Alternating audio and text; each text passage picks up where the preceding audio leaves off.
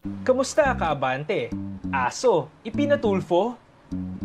Dumulog sa programang Raffy Tulfo in Action ang isang ginang upang isumbong ang isang aso na nangdamba sa kanya. Kwento ni Lani Balon, nang pauwi na raw siya ng bahay, ay tila ba may humahabol na pala sa kanyang aso at siya'y dinamba nito.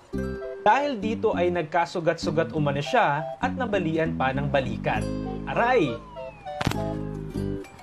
Nakita raw niya anya itong kapitbahay na si Elmer de la Cruz habang pinapadumi niya ang nasabing aso sa kalsada at wala raw tali ito.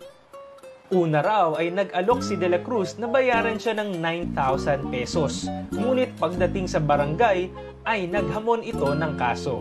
Hiling ni Balon na ibalik na lamang sa kanya ang gagastusin niya sa 2 buwan ng pagte-therapy na umaabot sa kulang-kulang na 27,000 pesos.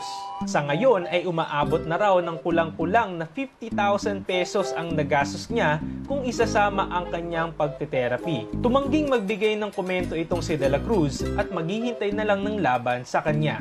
Anong masasabi niyo dito, kaabante? I-comment niyo lang at ating pag-usapan. Ako si Juancho, ang inyong abante teletabloid reporter, walang inaatrasang balita.